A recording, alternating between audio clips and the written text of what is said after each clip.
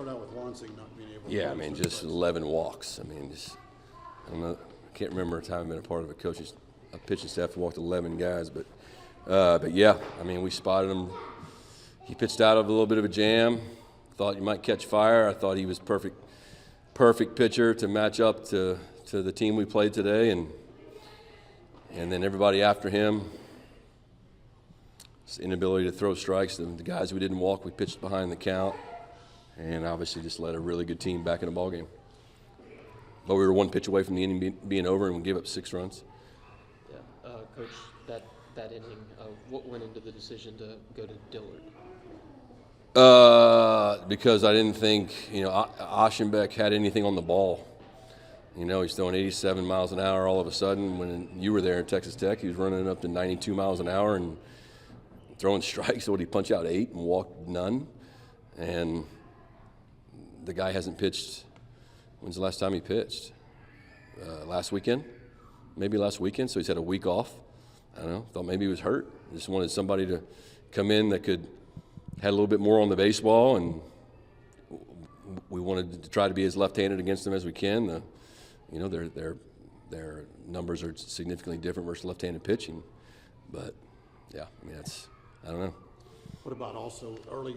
You got a big hit because you guys were in the lead. If you could have got one more or 2 big hits, turned out to be I mean, you got to keep playing. You got to keep playing offense. It's not just on the pitching staff. It's you got to be on time to hit a fastball. And we have some guys in the lineup like Haas and Jack and Boast for the most part. Those guys are on. They're bought into what we're doing. Other guys either haven't or can't. How much was it possibly? I don't want to talk about the umpire, but everybody seemed to have trouble finding strikes. Is that because sometimes? Yeah, I mean. Cold day? No. I think umpire did a nice job. He has pretty tight strike zone, at least from what it looked like from the dugout, but thought it was pretty tight both ways. But I don't think that had any effect on us not being able to throw strikes now. So what specifically makes you want to be more left-handed against that lineup? I mean, if I can show you the numbers. That guy's hitting 500 against righties and 200 against lefties, even the right-handed hitters. And think about what they see every day in their own practices.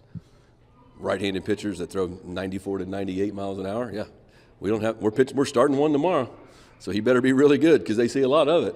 But what they don't have a lot of soft tossing. I don't know if it's soft tossing lefties, but you're gonna have to keep those good hitters off the fastball, and so you got to be able to throw off-speed pitches for strikes. And our best pitchers are left-handed.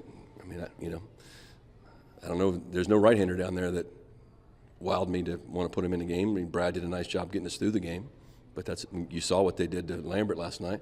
When you're just kind of a stock righty throwing the ball in the middle of the plate, balls get hit a long way.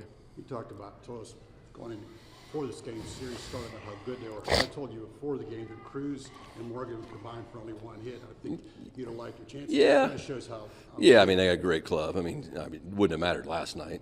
Freaking Skeen's pitching, he's a superstar, but it wouldn't have mattered. But, yeah, we've made a couple nice pitches against those guys. I mean, Cruz has also hit a ball on a normal day. Yesterday would have been 100 feet out of the ballpark into center field. So, those numbers don't tell much. They have a deep club, but certainly not one we can't compete with.